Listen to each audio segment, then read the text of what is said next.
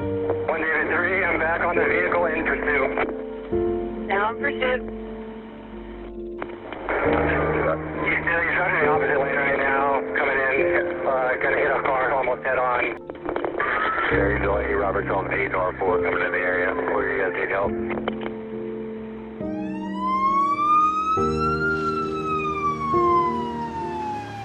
Leo near miss is something that we've needed a long time in the law enforcement industry.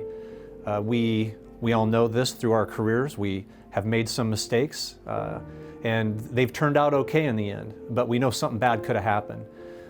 I think there's a lot of industries out there that have learned a lot from their own mistakes, and they have extensive programs to go over those, to teach those, to tap into those, to learn from those. And Leo near miss is catching us up. A near miss is an incident that a police officer is involved in, which it was a close call that they could have lost their lives or been seriously injured, but fortunately they were not.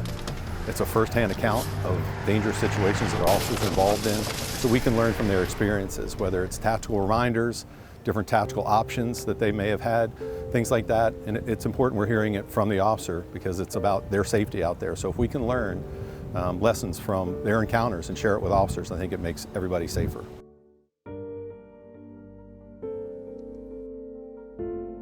Well, officer safety is the most important thing. I think it's critical that we learn from other officers' experiences. We use this training with both recruit training and experienced officers to learn from what other officers are facing out there, developing scenario-based training. It helps to fight complacency when officers see what's going on out there and the challenges and risks and the threats that officers are facing.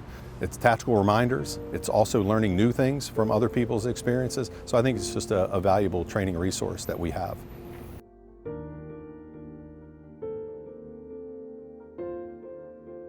Long day, about midday, 2 o'clock in the afternoon, I decided, I need to get out of my office. I need to do some maintenance to my weapon, clean, make sure everything's functioning correctly. Part of that is it's something I've done a million times. Before we even get to the range, we unload our weapon. We not only unload the weapon, we unload the magazine. Well, I unloaded the weapon, somebody walked up to me and started talking to me.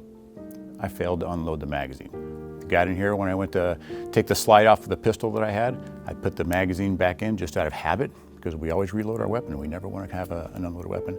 Cycled it, pulled the magazine back out, released the slide, and pulled the trigger in order to release that slide and take it off. And I put a hole in the wall just off to my left.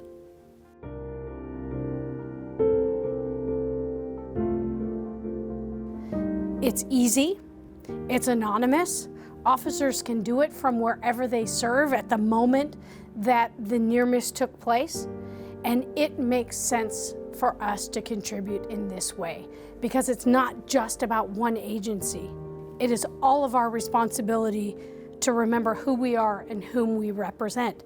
So it is about doing right to collect and disseminate information that may just safeguard a police officer in the performance of their duty. It's the right thing to do. So I reached down, grabbed him with my right hand, tried to hold him down. Take my left hand, still has the taser, and I tased him in the back of the thigh, for pain compliance to get him to stop. But that enticed him more. Instead, he swung around and hit me in the jaw, and then both hands grabbed my taser, was able to twist it in my finger while I'm on my kneeling position, and tried tasing me in the chest. If I would have had another story similar to mine, and I would have had that in my head at the time and thought about all this prior to, then hopefully I wouldn't have made those mistakes. I'd have been thinking somebody else did, and they learned from them, and it's teaching me that I shouldn't make the same one because that officer walked away, but I might not. Doesn't matter how much training you get, there's gonna be times you might make a mistake. It's whether you're willing to learn from it, and then most importantly, not just learn from it, but share it.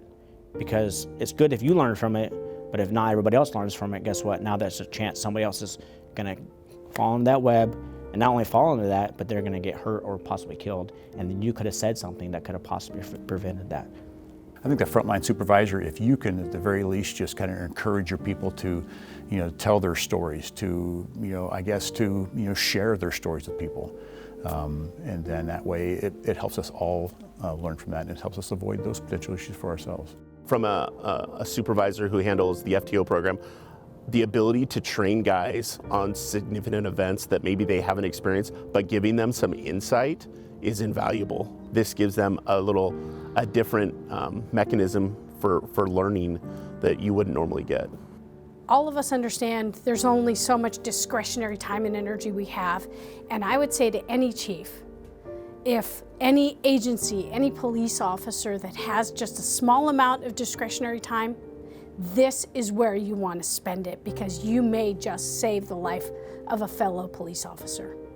The resources and time that fuel LEO near miss are small in comparison to the rewards that this practice may bring to policing in America.